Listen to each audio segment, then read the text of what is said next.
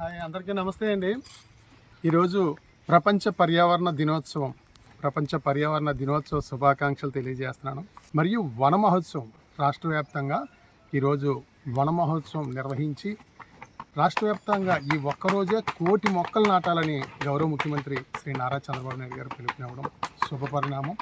దయచేసి ప్రతి ఒక్కరిని నేను విజ్ఞప్తి చేసేది, 1,00,00,000 మొక్కలు నాటమన్నారు, ప్రభుత్వం నాటేస్తుందని మనం అనుకోకుండా మనం కూడా ఈ వన మహోత్సవంలో పాల్గొనాలి. చాలామంది ఏమనుకుంటారంటే మనకి భూమి లేదు, మనకి ప్లేస్ లేదు, మనం ఏ రకంగా వన మహోత్సవంలో పాల్గొనాలని చెప్పేసి చాలామంది అనుకుంటారు. దయచేసి నేను అందరికీ విజ్ఞప్తి చేసేది, మన ఇంటి దగ్గరే మనం వనం తయారు చేసుకోవచ్చు. ఆ వనం ద్వారా మంచి ఆదాయం వస్తుంది, మంచి ప్రకృతి, మంచి కూరగాయలు పండించుకోవచ్చు. మీరు చూడొచ్చు, ఇక్కడే ఈ పాదులు వేసాం అంటే ఇది గోడ ఇంచుమించు 90% గృహాలకి ప్రహారీ గోడ ఉంటుంది. మేమేం చేస్తున్నామంటే ఈ ప్రహారీ గోడకి ఇలా తీగలు కట్టేసి పాదు పెట్టాం. ఇక్కడ కాకర పాదు చూడండి, చక్కగా కాకరకాయలు, ఇది మిరప చెట్టు, ఇది బొప్పాయి, అరటి, చెరుకు, ఇది వంగ కూడా, ఇది ముల్లంగ అని చెప్పేసి చాలా బాగుంటుంది. ముల్లంగ అనమాట. ఇది ఒక రకం వంగ బ్రీడ్. ఇది పుదీనా, అదే రకంగా దానిమ్మ, గోంగూర, తర్వాత మామిడి చెట్టుకి ఈ బీరపాదులు పెట్టాం అన్నమాట. బీరపాదులు కూడా చూడవచ్చు, బీరకాయలు. మనిషి జీవించడానికి మనం తీసుకునే ప్రాణవాయువు ఆక్సిజన్ మొక్క ఇస్తుంది. అదే రకంగా మనం వదిలే చెడుగాలి కార్బన్ డైఆక్సైడ్ మళ్ళీ మొక్కే తీసుకుంటుంది. సృష్టిలో మొక్క యొక్క పాత్ర మనిషి జీవించడానికి, ప్రాణాలు నిలబడడానికి ఎంత ప్రధాన పాత్ర మొక్కలు పోషిస్తున్నాయో ఒకసారి మీరు ఆలోచన చేయండి. మనిషే కాదు, సకల జీవరాశులు సృష్టిలో ఆనందంగా ఉండాలంటే మొక్క లేకపోతే మనిషి లేడు, ఏ జీవి లేదు. నిమిషానికి 12 నుంచి 16 సార్లు మనం శ్వాస తీసుకోవడం వదలడం జరుగుతుంది. అంటే రోజుకి 20,000 నుండి 22,000 సార్లు మనం శ్వాస తీసుకోవడం వదలడం జరుగుతుంది. అంటే అన్నిసార్లు మనం మొక్కలు ఇచ్చే ఆక్సిజన్ తీసుకుంటున్నాం. మనం విడుదల చేసే చెడుగాలి కార్బన్ డైఆక్సైడ్ మొక్క తీసుకుంటుంది. కాబట్టి ప్రతి ఒక్కరిని కూడా నేను కోరుతా ఉన్నాను, మొక్కలు పెంచండి, విత్తనాలు నాటండి, ప్రతి చోట మొక్కలు ఉండాలి. ప్రతి ఇంట్లోని కూడా ఇంటి పంట పండించండి. మొక్క నేను నాటను, మొక్కకు నీళ్లు పోయిను, మొక్క పెంచను అంటే అసలు మనం శ్వాస తీసుకోవడానికి అనర్హులు. అంటే మనం శ్వాస తీసుకోవడానికి మనకు హక్కు లేదు. ఉందా? మీరు ఆలోచన చేయండి. శ్వాస తీసుకోకపోతే మనం బతకలేము. ఒక మొక్కకు మగ్గు నీళ్ళు ఆ రోజు శ్వాస తీసుకోవడానికి మీరు అర్హులు. కాబట్టి ప్రతి ఒక్కరూ దయచేసి పెద్ద మనసుతో ఆలోచన చేసి మొక్కలు పెంచుదాం. అందరం మనం ఆరోగ్యంగా ఉందాం. అంటే పర్యావరణ దినోత్సవం సందర్భంగా నేను అనేది, ప్రతి ఇంటి దగ్గర మనం ఆకుకూరలు, కూరగాయలు మనమే పండించుకోవటం వల్ల మంచి ఆరోగ్యాన్ని ఇచ్చే ఆహారాన్ని మనం తయారు చేసుకోవడానికి అవకాశం లేదు. వాము చెట్టు చక్కగా బజ్జీలు వేసుకోవచ్చు, ఆకుకూరలో కూడా ఉపయోగించవచ్చు. ఇలా ఇది మన గోమాతల నుంచి వచ్చే పేడ నుంచి వర్మి కంపోస్ట్ తయారు చేస్తాం. ఇది వర్మి కంపోస్ట్కి నీడ ఉండాలన్నమాట. ఎర్త్వామ్స్ ఉంటాయి దీంట్లో, వానపాములు చనిపోకుండా టెంపరేచర్ కంట్రోల్ అవ్వడం కోసం పై నీడ చిక్కుడు పాదులు పెట్టాం. చిక్కుడు పాదులు ఎప్పుడు గత సంవత్సరం పెట్టాం. చిక్కుడు పాదులు ప్రతిరోజు 1-2 కేజీలు చిక్కుడుకాయలు వచ్చాయి.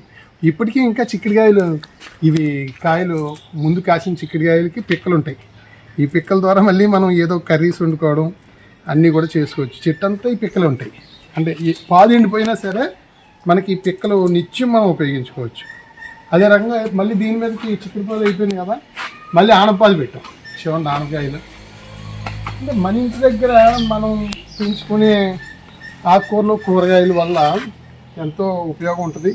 ఇదేమో జీవామృతం, ఘనజీవామృతం, ద్రవ జీవామృతం, ఇది జీవామృతం. అంటే పర్యావరణాన్ని మనం పరిరక్షించుకోవాలి. ఎందుకంటే రసాయనిక ఎరువులు, అదే రకంగా పురుగు మందులు, ఇవన్నీ కూడా మనం జల్లడం వల్ల మన ఆరోగ్యం పాడైపోతుంది. నేల తల్లిని నిర్జీవం చేస్తూ ఉన్నాం. ఈ ఆకుకూరలు ఇవన్నీ కూడా ఎంతో చక్కని, చూడండి ఎన్ని వానపాములు ఉన్నాయో. అంటే ఇది రైతు మిత్రులు అన్నమాట. ఇది మనం ఏ పెట్టుబడి పెట్టకుండానే కంపోస్ట్ తయారు చేస్తూ ఉంటాయి వ్యర్థ పదార్థాలన్నీ కూడా.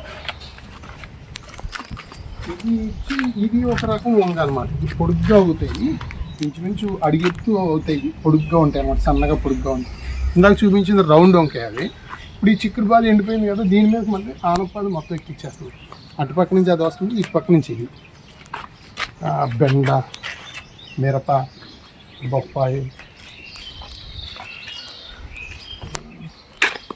ఇది దొండపాదు. దొండపాదు ఇంచుమించు మా కుటుంబంతో పాటు ఇంకో 4-5 కుటుంబాలకి ఆకుకూరలు కూరగాయలు మనం ఇవ్వడం జరుగుతూ ఉంటుంది. ఇది మిరప,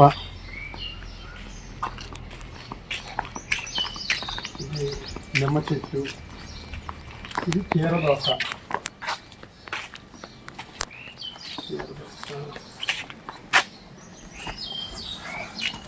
ఇది ఎంత అంటే అన్ని మెడిసిన్కి సంబంధించిన మొక్కలు కూడా మనం ఇంట్లో కూడా వేసుకోవచ్చు. చాలా ప్రతిదానికి కూడా ఎంతో ఉపయోగకరంగా ఉంటుంది. ఇది బత్తాయి చెట్టు. అదే రకంగా ఇది కూడా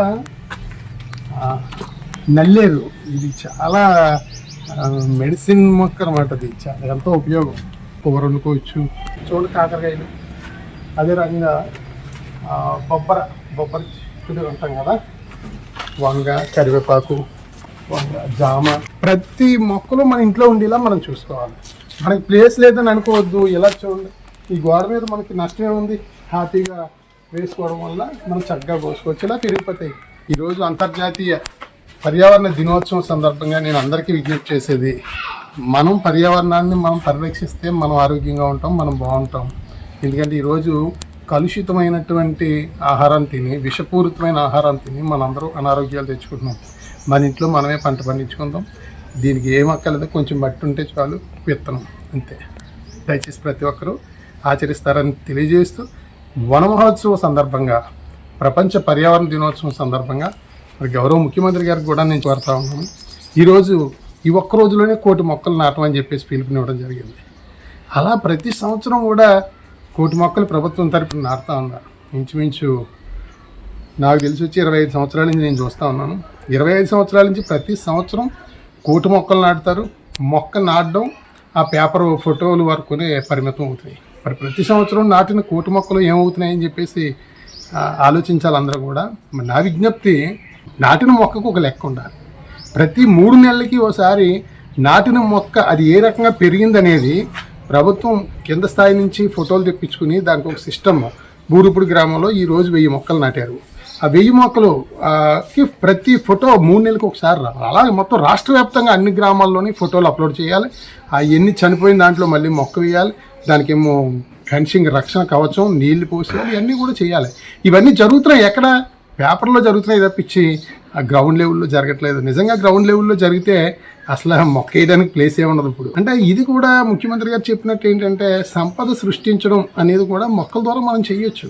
ఇప్పుడు గత 25 సంవత్సరాల నుంచి, అంటే ఇంకా ముందు నుంచి కూడా ప్రతి సంవత్సరానికి 1,000,000 మొక్కలు నాటుతూ ఉంటే ఇంచుమించు కోట్లాది మొక్కలు ఇవాళ వృక్షాలు అవుతాయి. ఆ వృక్షాలు మనం నరికి మళ్ళీ అమ్మడం కూడా చేయొచ్చు. కానీ ఒక మొక్క నరికేమంటే 10 మొక్కలు వేయాలి.